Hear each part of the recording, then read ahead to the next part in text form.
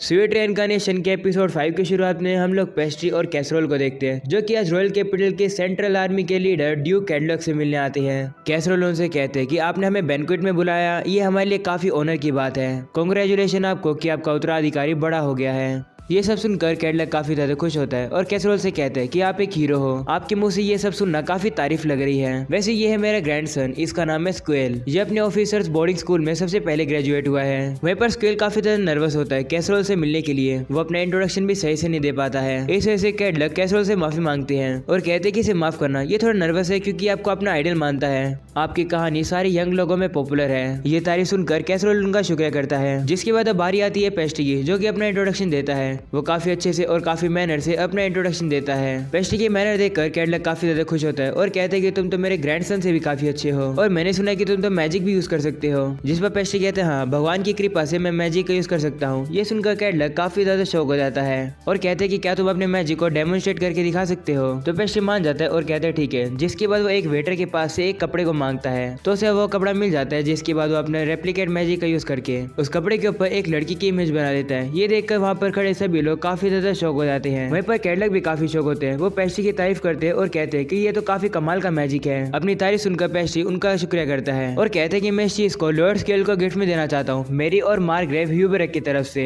ये सुनकर कैडलॉक कहते हैं मार्ग्रेव ह्यूबेरक, मुझे नहीं लगता कि आज वो यहाँ पर आया है। और क्या तुमने अभी भी जिसकी पिक्चर बनाई ये लड़की वो है? तो पेस्ट्री कहते हैं हाँ, ये पिक्चर मार्ग्रेव ह्यूबेरक की थर्ड बेटी की है जिसका नाम पेट्रा है। यहाँ पर आने से पहले मेरे फादर ने अपने टेलीपोर्टेशन मैजिक का यूज किया जिससे कि हम लोग मार्ग्रेव ह्यूबेरक से मिलकर आए।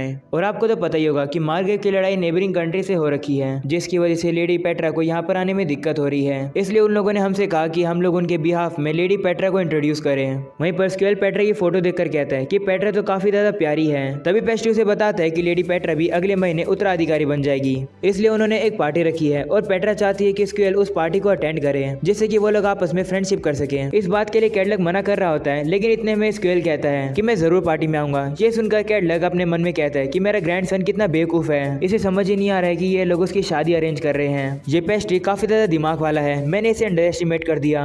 वहीं पर स्क्वेल काफी ज्यादा इंटरेस्टेड होता है। वो पूछने लगता है कि कब जाना है। ये देखकर कैडलॉक उसे शांत कराता है और कहता है कि आखिरकार तुम वहाँ पर जाओगे कैसे।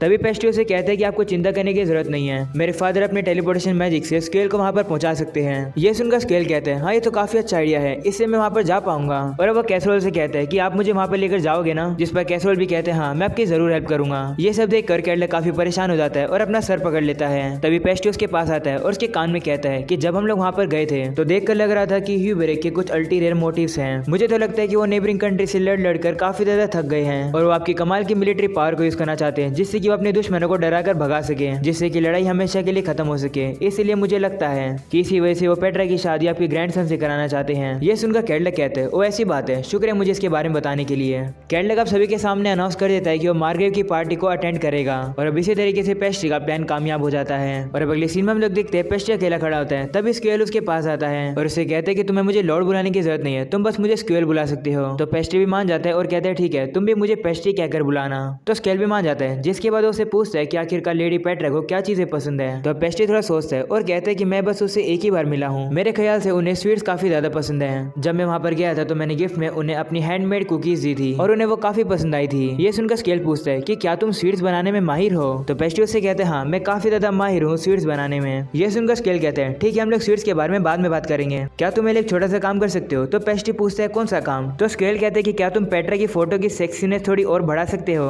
ऐसा बोलने के बाद वो शर्माने लगता है। वहीं पेस्ट्री सोचता है कि हर दुनिया के अंदर सारे लड़के एक जैसी होती हैं। और अब अगले सीन में हम लोग पेस्ट्री के विलेज को देखते हैं जहाँ पर रिपेयरिंग का काम काफी अच्छे से चल रहा है। वहीं दूसरी तरफ हम लोग फ्यूले को देखते हैं जो कि कैसरोल से कहते हैं कि मैंने कभी भी ऐसे लीडर को नहीं देखा है जो कि इतना ज्यादा काम कर रहा है ताकि उसके विलेज के लोग अच्छे से रह सके। तो कैसरोल कहता है कि एक लीडर होने के नाते मेरी रिस्पॉन्सिबिलिटी बनती है कि मैं इतना काम करूँ जिससे कि मेरे विलेज के लोग भूखे न रह सके। तभी यहाँ पर पेस्ट्री आ जाता है। वो लोग की बात सुनकर कहते हैं कि आप लोग क्या करने वाले हो, क्या आप स्वीट्स बनाने वाले हो। जिस पर वो दोनों से कहते हैं नहीं। ये सुनकर पेस्ट्री दुखी हो जाता है और वो अपने फादर को आकर 2 लेटर देता है और कहता है कि एक लेटर ड्यूक कैडलॉक की तरफ से आया है और दूसरा मार्ग ह्यूबेरक की तरफ से। जिसके बाद अब कैसरोल उन लेटर्स को लेकर पढ़ने लगता है। लेटर पढ़ने के बाद कैसरोल उनसे कहता है कि खुशी मनाओ, हम लोग को 20,000 सिल्वर कॉइन मिलने वाले हैं। ये सुनकर पेस्ट्री कहता है कि क्या इसका मतलब पेट्रा और स्क्वेल की एंगेजमेंट हो गई है।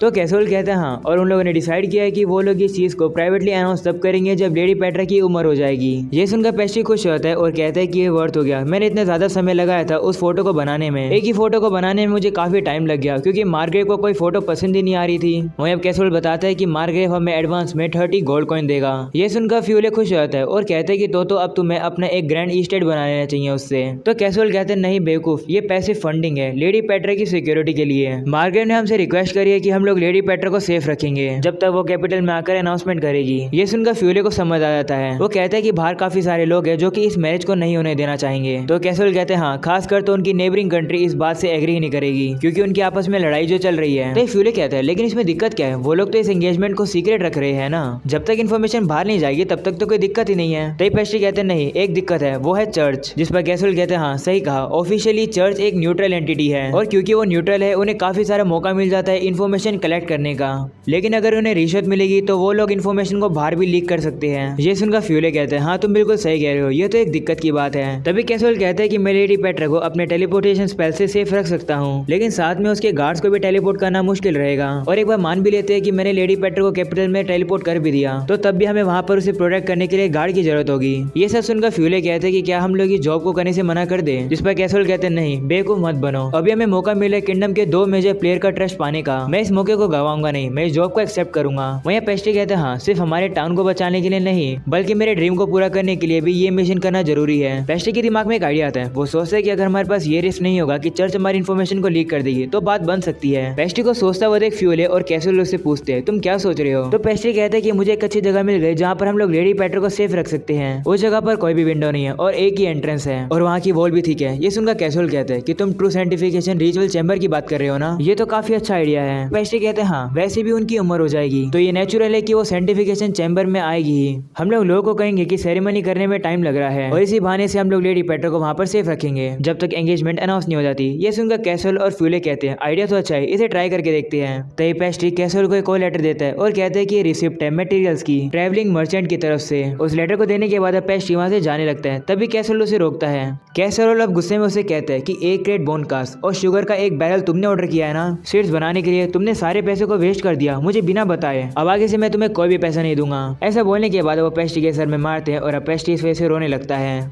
और अब अगले सीन में हम लोग मार्गे ह्यूबेरे के एस्टेट को देखते हैं जहाँ पर मिले ह्यूबेरे कैसरोल का शुक्र करता है यहाँ पर आने के लिए। मिले कहते हैं कि तुम अपने साथ अपने बेटे को भी लेकर आए हो। तो कैसरोल कहते हैं हाँ, लेडी पेट्रा काफी समय से वेट कर रही होगी, अगर कोई उनकी उम्र का ही होगा तो वो बोर नहीं होंगी। कैसरोल मन में कहते हैं कि मैं इसे ये थोड़ी बता सकता हूँ कि मेरा 9 साल का बेटा ही इस प्लान के अंदर इन्वॉल्व है। जिसके बाद अब मिले पेस्ट्री साथ मिलाता है और कहते हैं कि तुम्हारी मैजिक की बदौलत ही ये शादी हो पाएगी, तुम्हारा शुक्रिया, अब तुम कैरेज में अंदर जा सकते हो, मेरी बेटी पेट्रा अंदर ही बैठी हुई है। जिसके बाद कैरेज का गेट खुलता है जहाँ पर पेस्ट्री कैसरोल का शुक्र करती है यहाँ पर आने के लिए, जहाँ पर कैसरोल और पेस्ट्री उनसे कहते हैं कि आपसे मिलकर अच्छा लगा। जिसके बाद पेट्रा पेस्ट्री से कहती है तुमने जो मुझे कुकीज का गिफ्ट दिया था उसके लिए शुक्रिया। ये सुनकर पेस्ट्री खुश होता है और कहता है मुझे काफी खुशी हुई कि आपको मेरी बनाई हुई कुकीज काफी अच्छी लगी। जिसके बाद पेस्ट्री अंदर जाकर बैठ जाता है। वहीं पर पेट्रा की साइड में एक लड़की बैठी होती है जो कि पेट्रा की बहन है। वहीं पेस्ट्री से कहते हैं लेडी ली को आपसे वापस मिलकर अच्छा लगा। वहीं पर ली को एक ड्राई रिप्लाई करती है और कहती है हाँ अच्छा लगा। ये सुनकर पेट्रा उसे कहती है कि तुम्हें थोड़ा और इंटरेस्ट दिखाना चाहिए, ये यहाँ पर हमारी मदद करने आए हैं। पेट्रा पेस्ट्री से कहती है माफ करना इसके लिए, उम्मीद करती हूँ कि आपको बुरा नहीं लगा होगा। जिस पर पेस्ट्री कहती है नहीं नहीं कोई बात नहीं। जिसके बाद हम लोग देखते हैं कि मिले और कैसरोल आकर अंदर बैठ जाते हैं और अब कैरेज चल पड़ती है। वहीं पेस्ट्री बताता है कि हमारा प्लान है कि हम लोग मार्ग्रेट बॉर्डर के अंदर अंदर ही चर्च के अंदर एंटर करेंगे, इस बहाने से कि हमको ट्रू साइंटिफिकेशन करानी है।